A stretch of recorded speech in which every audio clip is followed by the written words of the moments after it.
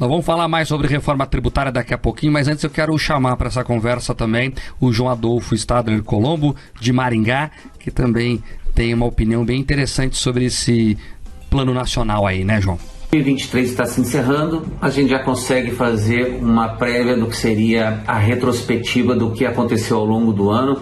O primeiro ponto que eu vou analisar aqui seria o PIB, que é o termômetro, mede a nossa atividade econômica pela variação. O primeiro trimestre um crescimento de 1,9%, o segundo 1%, o terceiro 0,1%, projeção para o quarto é estagnação. Então veja, viemos perdendo força a cada trimestre, diminuindo ali a taxa de variação. Isso ali reflete o que seria uma menor aceleração ou velocidade, tanto que se projeta para o ano que vem um crescimento de 1,5%, seria metade do que se espera para esse ano de 3%, que é muito positivo. Então o Brasil, quer queira, quer não, cresceu na mesma taxa observada que no ano passado, em 2022.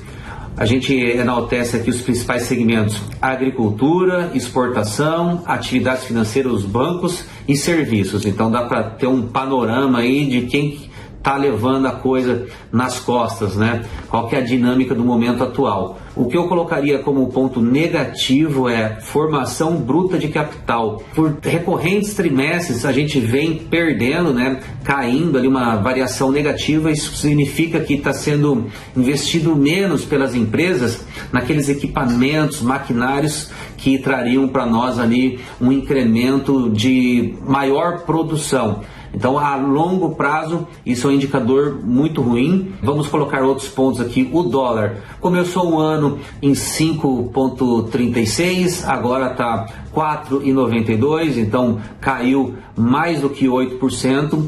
Isso aí ajuda na questão da inflação. A gente vê que o IPCA 2022 estava em 5,78 e agora no acumulado dos últimos 12 meses 4,82. Então teve também uma retração que favoreceu na queda da Selic. 2022 fechamos em 13,75, a atual faixa está em 12,25, então 1,5 ponto percentual a menos, e está pouco acima do limite máximo daquilo que seria a meta do Banco Central, dos 3,25, a incremento ali adicionado 1,5% a banda máxima, que fica em 4,75, então está controlada a inflação, o câmbio está estável, até cedeu um pouco.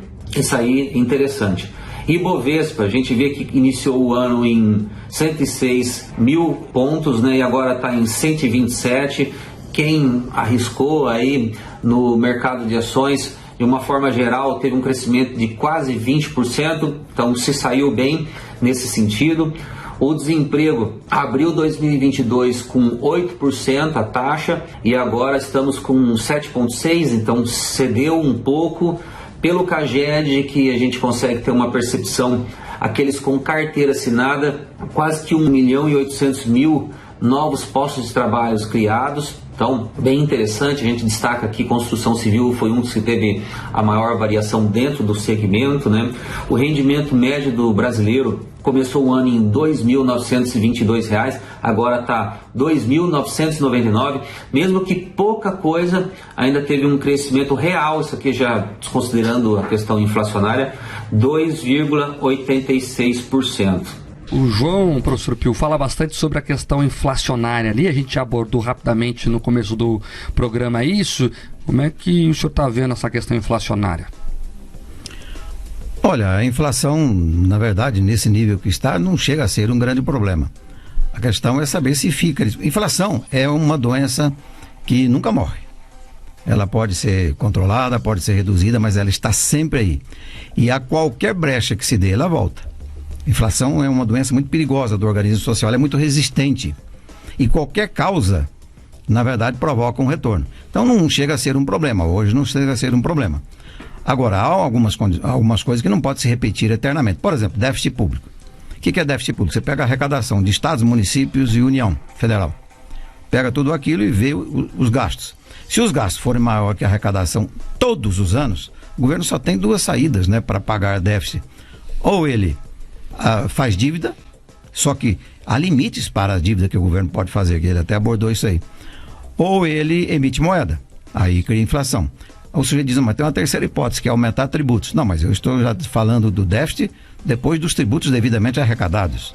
Por que está um desespero? O próprio ministro Haddad está desesperado para tentar aumentar a arrecadação tributária com a carga tributária, com a estrutura tributária, com a legislação tributária já existente. Ele não está pensando em resolver o problema lá do déficit do governo com a reforma tributária que vai entrar em vigor, se sair agora lá na frente. Mesmo assim vai ser um problema, porque vai conviver a estrutura velha com a estrutura nova pelo menos até 2030. Então ele está pensando em aumentar tributos, porque mesmo um governo de esquerda, um governo que quer gastar, o Lula vem falando que déficit público não tem importância, eu responderia para o Lula, o déficit público pode não ter importância em um momento, mas se você fizer o déficit público todos os anos, rigorosamente, quando o governo faz déficit público, se ele não emitir moeda, que causa inflação, não aumentar imposto, porque tem limite, né? Ele tem que fazer dívida. Acontece que o governo faz dívida onde? Ele vai nos bancos tomar empréstimo. Empréstimo, onde é que o banco arruma dinheiro para emprestar para o governo? O banco nada mais é do que uma instituição que faz intermediação dos recursos que a sociedade deposita nele e empresta para as empresas, para as pessoas e para o governo. Então, quando o governo começa a tomar mais empréstimo no mercado financeiro nacional, menos recursos disponíveis ficam para os empréstimos às pessoas e às empresas, ao sistema produtivo. Então, isso aí são vários assuntos. Mas, para encerrar, eu diria o seguinte: este ano de 2023, Daniel, eu analiso assim, foi o primeiro ano em que a humanidade respirou aliviada e dizendo, acabou a pandemia. As vacinas funcionaram, está tudo controlado. Neste momento, eu imaginava que o mundo fosse ter, digamos assim, um desempenho melhor. O problema é que muitos dramas estruturais que haviam no mundo ficaram escondidos nos 2 anos graves de pandemia. Na verdade, 2 anos e meio, né? 2020, de março para frente, 21 inteiro e mais um pedacinho de 2022, uns 2, 3 meses ali. Então começou a aparecer uma pilha de problemas na China, que é um mercado gigantesco, né? 1 bilhão e 400 milhões de habitantes. Lá, pilhas de problemas. Aí houve guerra, Ucrânia, e agora mais uma. Então, o mundo está cheio de problemas. Tudo isso para dizer o seguinte: 2023 foi o primeiro ano que, em relação à pandemia, o mundo respirou aliviado. O Brasil até se saiu bem por uma razão. Porque o grande produto de exportação do Brasil é aquilo que entra pelas bocas humanas. E as bocas humanas mastigam 3 vezes ao dia, pelo menos, com crise ou sem crise. Com crise ou sem crise, né, tem que tomar o café da manhã, almoçar e jantar no mundo inteiro. Então, a crise na parte de alimentação, do ponto de vista do consumo mundial, é um pouco menor. Mas você tem uma série de outros setores. E aí você tem também o fato de troca de governo, troca de filosofia, só não tem troca de tapas porque eles não se encontram, né? Mas isso tudo cria... Você sabe que o investidor é uma criança assustada. O sujeito está com um projeto na gaveta, às vezes está com dinheiro em caixa, aí ele vê uma briguinha qualquer, um deputado da oposição xingou o ministro, ele para. O investidor é um sujeito medroso, e tem que ser medroso, porque há 2 palavrinhas na vida do investidor que infernizam o sono dele todos os dias: risco e incertezas.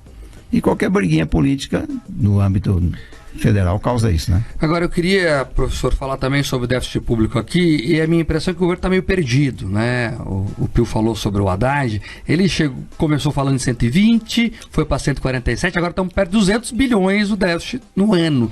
Primeiro, há um certo descontrole do próprio governo não reconhecer o tamanho do problema, e segundo, o Lula não dá sinal nenhum que está preocupado com isso, né?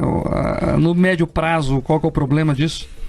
Bem, a minha avaliação sobre isso, ela não é muito amigável, não.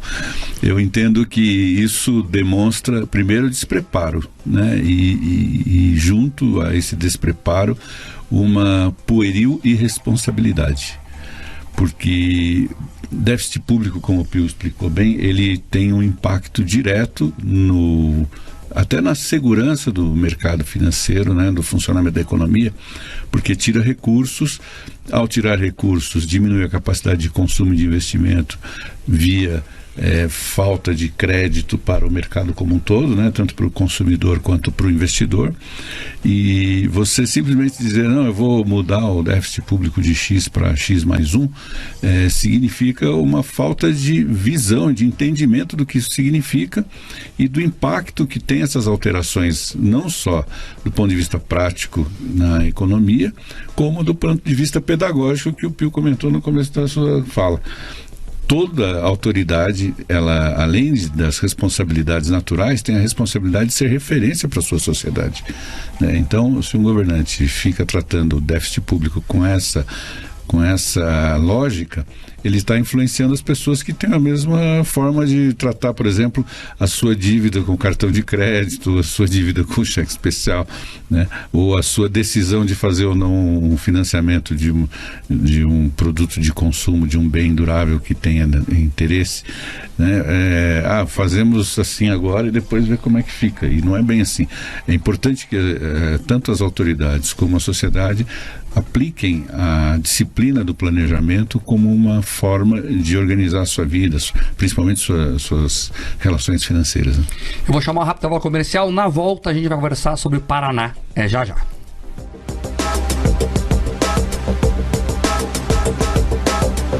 Jornal da Manhã, Paraná.